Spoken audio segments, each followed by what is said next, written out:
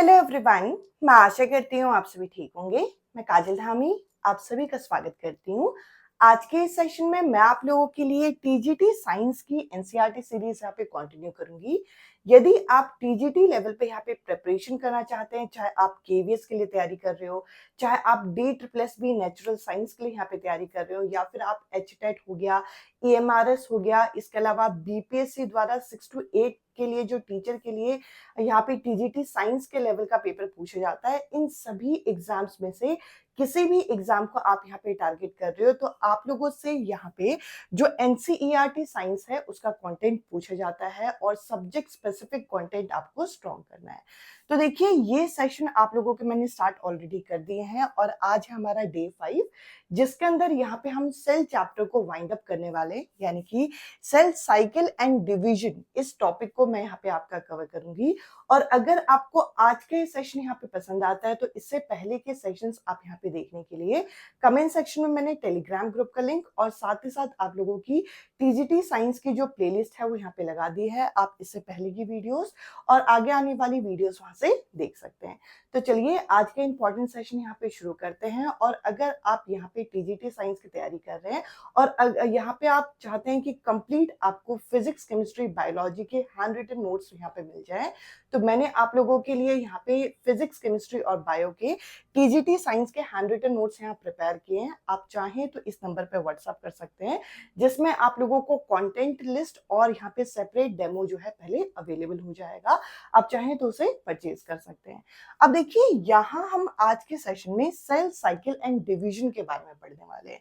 तो मैं आपसे पूछूं कि सेल साइकिल होती क्या है और सेल साइकिल का फायदा क्या होता है। तो सबसे पहले तो देखिए, ये पूरा एक प्रोसेस है जिसको हम डिटेल में देखेंगे। बट सबसे पहले जो सेल साइकिल है, सेल साइकिल होती क्या है, ये एक तरीके का हमारा सीक्वेंस बताती है। ये क्या बताती है? सीक्वेंस ऑफ इवेंट बताती है कि कौन कौन से इवेंट सेल के द्वारा यहाँ पे किए जाते हैं ताकि सेल का क्या हो सके, सेल का यहाँ पे ग्रोथ हो सके। और सेल का ग्रोथ होने के साथ साथ यहां पर वो क्या कर सके, सेल के ग्रोथ के साथ साथ सेल को ये डिवाइड करके अपने डॉटर सेल यहाँ पे बना सके। तो बेसिकली सेल किस तरीके से ग्रो करता है, सेल किस तरीके से डिवाइड होता है, पूरा एक सीक्वेंस ऑफ इवेंट हमें कहां से पता चलता है? सेल साइकिल से पता चलता है।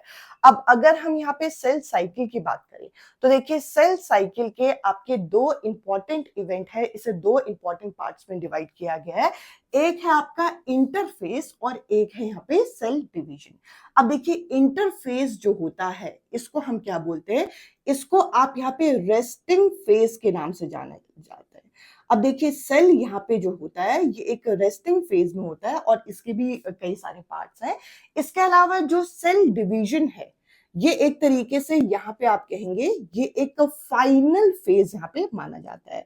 और ये जो सेल डिवीजन का अगर हम पार्ट देखें तो सेल डिवीजन का क्या हो रहा है, इसको हम यहाँ पे एम फेज के नाम से भी जानते हैं। तो ये यहाँ पे मिटोसिस को यहाँ पे इंडिकेट करता है। अब यहाँ हम लोग अगर इस पूरे डायग्राम को देखें तो आप इस पूरे डायग्राम में एक चीज यहाँ पे देख पाएंगे, ये मैंने ये वाला पोर्शन लिखा है, इस जगह से देखिएगा।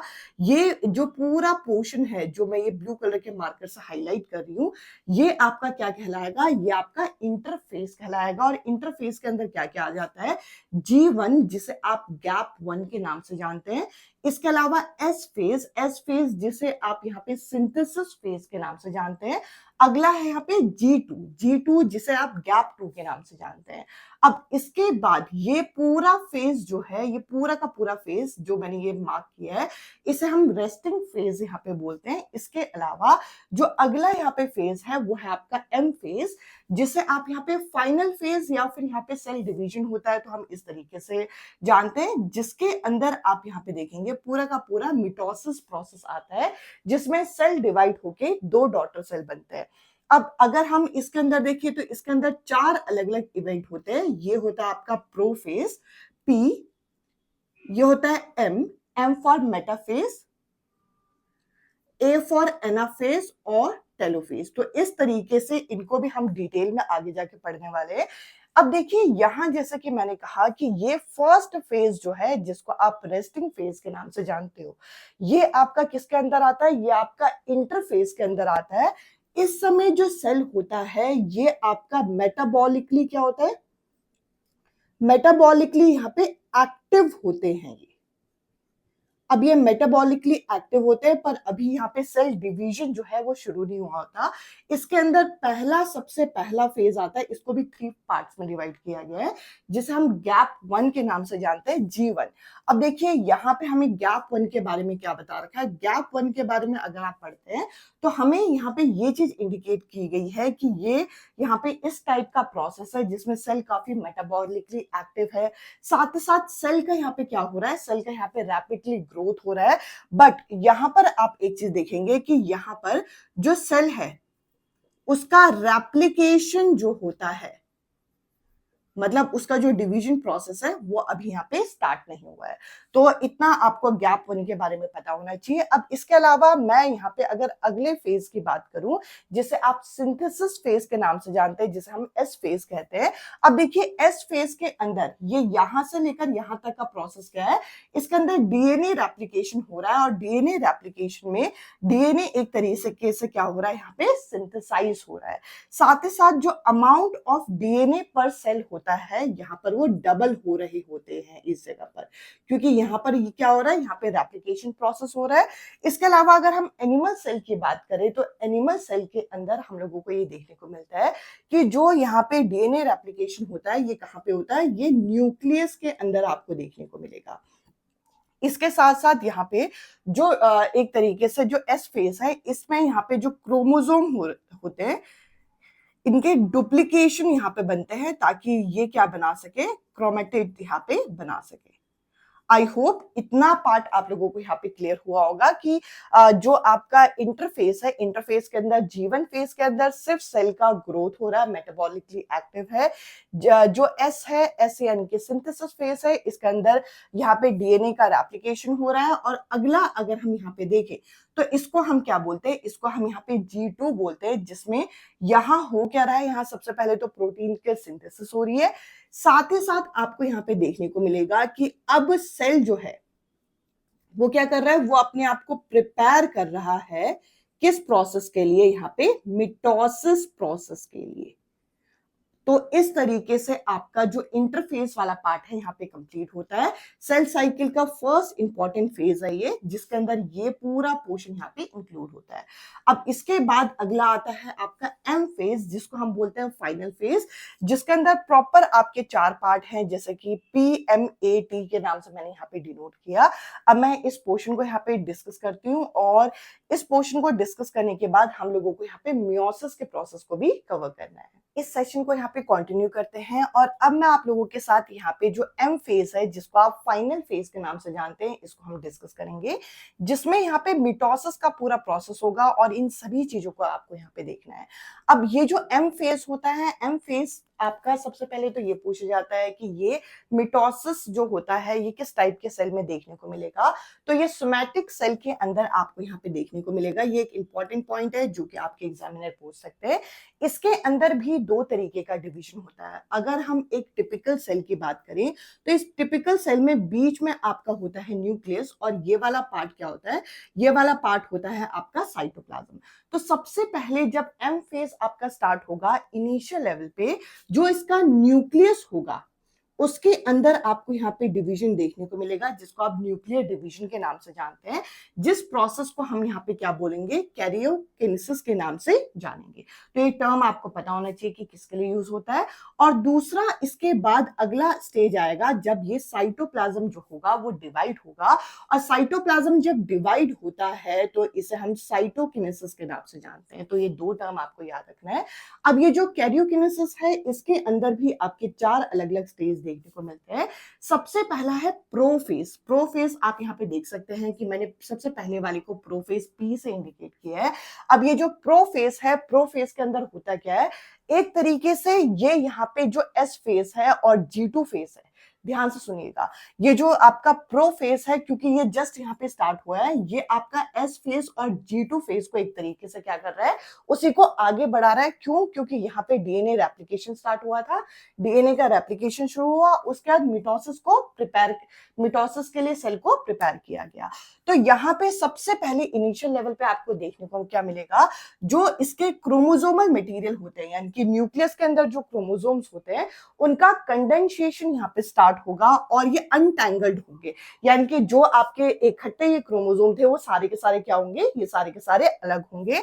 और ये आपका किस प्रोसेस में होगा, ये आपका यहाँ पे क्रोमेटिन कंडेंसेशन प्रोसेस के अंदर ये देखने को मिलेगा। तो सबसे पहले आप इजी लैंग्वेज में अगर समझेंगे तो ये जो प्रो फेज है, इसके अंदर क्या हो रहा है, ये एस फेज और G2 फेज को ही ये आगे बढ़ा रहा है। और यहाँ पर क्योंकि ये न्यूक्लियर डिवीजन का पार्ट है, इस वजह से सबसे पहले न्यूक्लियस के अंदर जो क्रोमोसोम होगा, क्रोमोसोमल मटेरियल होगा, उसका कंडेंसेशन यहाँ पे शुरू होगा और उनको जो सारे के सारे क्रोमोसोम्स एक साथ इकट्ठा थे, थ्रेड लाइक स्ट्रक्चर, उन सबको अनटैंगल्ड किया जाएगा, उन सबको अलग अलग किया जाएगा। अब यहाँ पे हमें बता रखा है कि जो सेंट्रोइल होता है उसका भी डुप्लीकेशन यहाँ पे स्टार्ट होता है।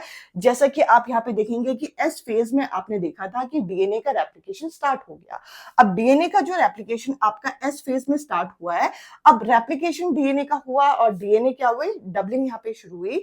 तो इस केस में आपको देखने को क्या मिलेगा कि ये जो सेंट्रोइल है वो क्या होंगे, उनका डुप्लीकेशन होने के बाद ये यहाँ पे देखने को मिलेगा कि ये सेल के अपोजिट पोल्स की तरफ मूव करेंगे। अब ये दिखता कैसे है, तो देखिए ये सेल के अपोजिट पोल्स की तरफ यहाँ पे इस तरीके से मूव कर रहे हैं। तो जो प्रो फेज है उसके अंदर हो क्या रहा है, इसके अंदर सबसे पहले क्रोमोसोम्स को यहाँ पे क्या किया जा रहा है, उनका कंडेंसेशन करके उनको अनटैंगल्ड किया जा रहा है। और यहाँ पे जो उनका सेंट्रोइल पार्ट था, सेंट्रोइल जो है वो अपने अपोजिट पोल्स की तरफ मूव कर रहा है। अब मैं आप लोगों के साथ मेटाफेज यहाँ पे डिस्कस करूंगी, मेटाफेज और एनाफेज, इसके बाद हम इस सेशन को कंटिन्यू करेंगे।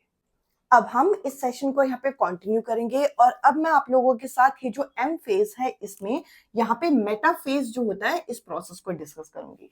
अभी तक देखिए जो आपके क्रोमोसोम्स थे उनका कंडेंसेशन यहाँ पे स्टार्ट हुआ था और वो अपोजिट पोल्स की तरफ मूव कर रहे थे।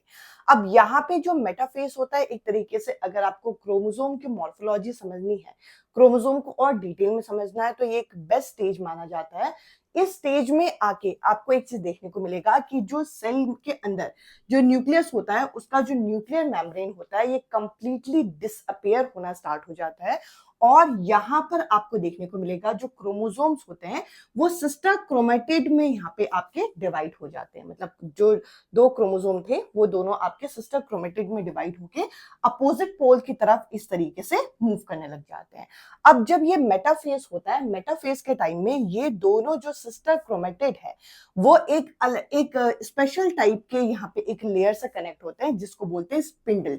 अभी देखिए यहाँ पे हो क्या रहा था, जब आप यहाँ पे प्रो फेज पढ़ रहे थे, प्रो फेज में सबसे पहले यहाँ पे क्रोमोसोम का क्या हुआ, कंडेंसेशन हुए, वो अनटैंगल होके अपोजिट पोल की तरफ मूव करने लगे। अब जब ये अपोजिट पोल की तरफ मूव कर रहे थे तो सिस्टर क्रोमेटिड जो यहाँ पे बने हैं वो यहाँ पे क्या है, अभी अटैच हैं, अभी पूरे तरीके से अलग नहीं हुए। और किससे अटैच है, ये स्पिंडल से यहाँ पे अटैच है, ये आपको पता होना चाहिए। अब अभी ये स्पिंडल से अटैच है। अब जब अगला फेज आएगा जो कि आपका एनाफेज, इसमें क्या हो जाएगा, इसमें जो आपके सिस्टर क्रोमेटिड थे अभी स्पिंडल से अभी तक अटैच थे, वो क्या हो जाएगा, उनकी स्प्लिटिंग यहाँ पे स्टार्ट हो जाएगी। स्प्लिटिंग होने के बाद वो दोनों अलग अलग सिस्टर क्रोमेटिड यहाँ पे बन जाएंगे और फिर ये पूरी तरीके से अपोजिट पोल्स की तरफ मूव करना शुरू करेंगे, जैसे कि आप इस डायग्राम में देख सकते हैं। अब अगले फेज में क्या होगा, अगले फेज में क्योंकि ये सिस्टर क्रोमेटिड यानी कि जो क्रोमोसोम्स आपके डिवाइड हुए हैं वो दोनों अलग अलग पार्ट में आ गए, अपोजिट पोल में आ गए, ये फाइनली जब ये टेलोफेज आएगा यानी कि लास्ट वाला फेज आएगा, तब ये क्रोमोसोम प्रॉपर्ली आपके अपोजिट पोल्स में चले जाएंगे और एक डिस्क्रीट यूनिट बन जाएगा। शुरुआत में क्या था, सारे के सारे कंडेंस थे जो कि आपका यहाँ पे प्रोफेज में था, उसके बाद वो अलग हो रहे थे पर ये अटैच थे स्पिंडल से, किससे, किसमें, मेटाफेज में। इसके बाद एनाफेज में क्या हुआ, स्पिंडल अलग हो गया, इनकी स्प्लिटिंग यहाँ पे स्टार्ट हो गई। इनकी स्प्लिटिंग जब स्टार्ट हुई तो ये अपोजिट पोल्स की तरफ मूव करने लगे। जब ये अपोजिट पोल्स की तरफ मूव कर रहे हैं, अब ये फाइनली एक डिस्क्रीट यूनिट यहाँ पे बन गए, अलग अलग यूनिट यहाँ पे बन गए और जो यहाँ पे मेटाफेज के अंदर आपने देखा था कि न्यूक्लियर मेम्ब्रेन आपके कंप्लीट डिसअपेयर हो गई थी पूरी की पूरी, यहाँ तक टेलोफेज में आने तक न्यूक्लियर मेम्ब्रेन फिर से रीअसेंबल करने लग जाएगी। बाकी जो इसके सेल ऑर्गेनल हैं वो भी आपके रीअसेंबल करने लग जाएंगे, यानी कि दो अलग अलग यूनिट यहाँ पे बनके दो डॉटर आपके सेल यहाँ पे रेडी हो रहे हैं। आई होप यहां तक आपको समझ में आ गया होगा। ये जो पूरा का पूरा मैंने प्रोसेस PMAT दिखाया है, ये आपका कैरिटोकाइनेज का पार्ट है जिसमें न्यूक्लियर डिवीजन हुआ है। अभी तक न्यूक्लियस का यहाँ पे डिवीजन हुआ है। अब न्यूक्लियस का डिवीजन के बाद भी सेल के डिवीजन के लिए एक इंपॉर्टेंट प्रोसेस बचा है जिसको हम कैरिटोकाइनेसिस के नाम से जानते हैं, जो कि साइटोकाइनेसिस के नाम से जानते हैं, जो कि आप यहाँ पे देखेंगे। अभी आपने देखा कि न्यूक्लियस का डिवीजन हुआ, क्रोमोसोम्स किस तरीके से सेपरेट होके अलग अलग यूनिट आपके बने, पर सिंपल सी बात है कि ये वाला पोर्शन तो अभी भी अटैच है। जब तक ये वाला पोर्शन अटैच होगा तब तक इनकी अटैचमेंट बनी रहेगी। तो यहाँ पर क्या होता है, यहाँ पे साइटोकाइनेसिस होता है जिसमें प्रोटोप्लाज्म, इन दोनों के जो प्रोटोप्लाज्म होंगे वो अपने डिवाइड होंगे और डिवाइड होके ये दोनों अलग अलग बन जाएंगे। बेसिकली दो डॉटर सेल यहाँ पे तैयार हो जाएगा। अब प्लांट सेल के अंदर कैसा होता है, प्लांट सेल के अंदर यहाँ पे प्लेट सेल जो होते हैं वो बनते हैं, साथ ही साथ नई नई सेल वॉल, यानी कि यहाँ पे आप लिख सकते हैं कि न्यू सेल वॉल इसके अंदर प्लांट सेल के अंदर बनती है, जो कि क्या करती है, जो कि यहाँ पे आउटवर्ड ग्रोथ करती है, बाहर की तरफ ग्रोथ करती है। इतना ग्रोथ करती है कि जब तक वो ब्रेक डाउन ना हो जाए दो अलग अलग पार्ट में। और एनिमल सेल के अंदर यहाँ पे क्या होता है, यहाँ पे फ्यूरो बनता है जो कि प्लाज्मा मेम्ब्रेन में बनता है और ये अंदर की तरफ मूव करता है जब तक इनकी डिटैचमेंट ना हो जाए, यानी कि इनके साइटोप्लाज्म की डिटैचमेंट ना हो जाए।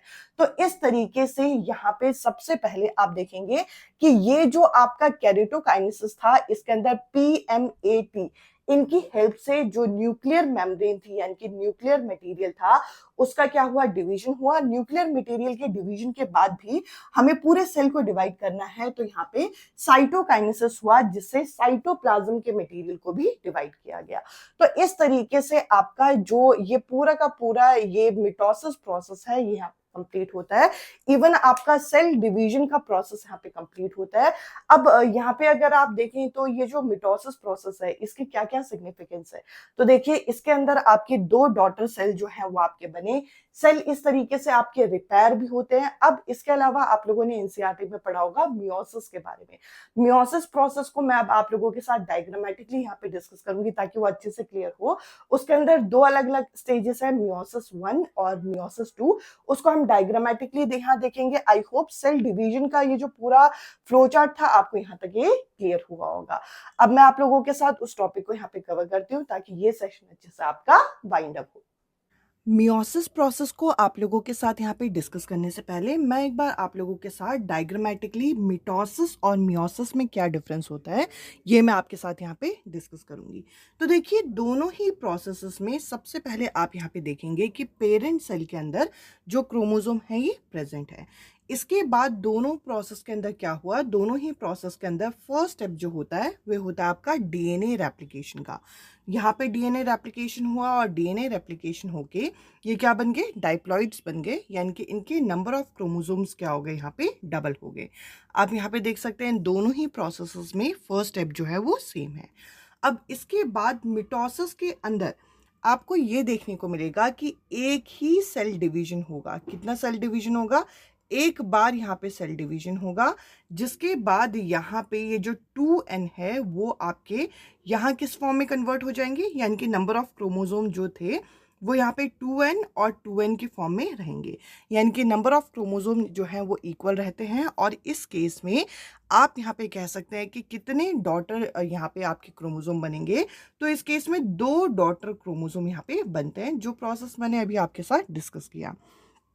इसके बाद अगर हम इसमें मियोसिस प्रोसेस को देखें तो मियोसिस प्रोसेस में होता क्या है कि यहाँ पे डीएनए रेप्लिकेशन के बाद यहाँ पर आपका फर्स्ट टाइम सेल डिवीजन होता है। फर्स्ट टाइम सेल डिवीजन होने के बाद ये जो आपका डिवीजन है इसमें नंबर ऑफ क्रोमोसोम जो है ये स्प्लिट हो जाते हैं और यहाँ पे ये क्या बन जाता है, ये 2n यहाँ पे बन जाते हैं।